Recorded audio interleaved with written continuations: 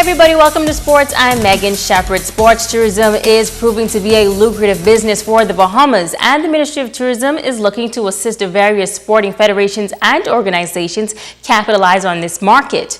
This weekend, executives will host a symposium geared toward sharing vital information for hosting successful sporting events.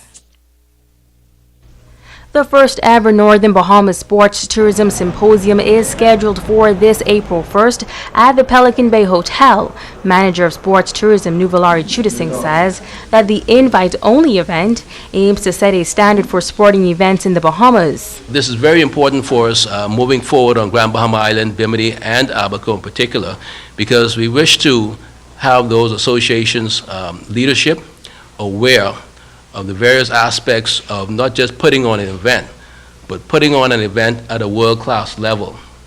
And we believe that once we're able to do this, it will ensure that persons come back once again, not just to participate in that particular sporting event, but also think about coming back to Grand Bahama, Bimini, or Abaco to visit or to introduce their friends and families to these islands. Chudasing adds that this market has proven itself to be very successful throughout the country, and now is the time to tap into that economic potential for the Northern Bahamas. We can no longer just put on a sporting event for putting on an event's sake.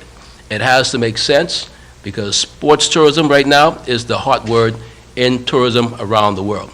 It's not big business anymore. It's passed that a long time ago. Sports tourism is now huge business. And we can see that with the number of events that the Bahamas has been putting on internationally, particularly in the island of New Providence.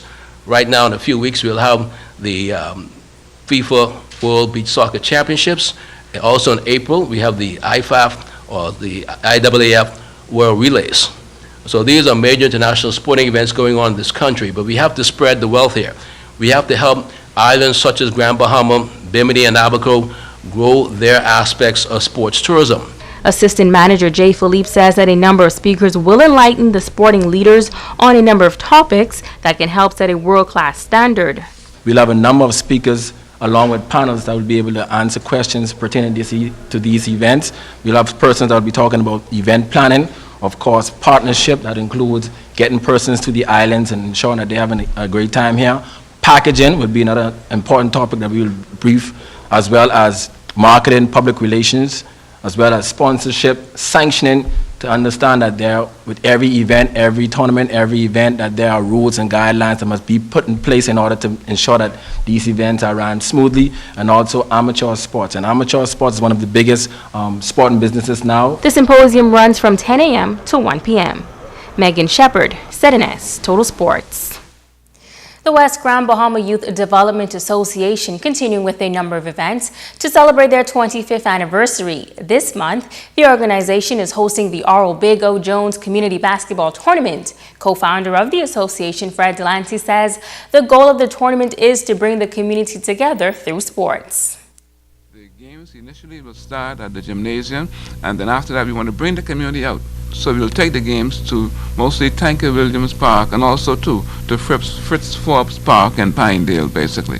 Because we want to get the community together so they can basically be a part of what's happening. We start on Friday, the 24th of this month. We play Friday in the gym, Saturday on outdoor courts. Then we come back the next week where we play on outdoor courts again. And then we conclude on the 1st of April in the gym with the championships in all three categories. The tournament kicked off this past Friday and will run through April 1st. We have three divisions, 13 and under, 17 and under, and over 17. They can register, okay, they can collect roster forms from James Vega, who's responsible for that. James Vega, I guess everyone knows James Vega. If they can't find James Vega, then they'll come here and find me, basically. And we play a double elimination format. And we expect, as I said before, we expect 10 teams in each division, totaling 30 teams. And that's going to do it for sports this evening.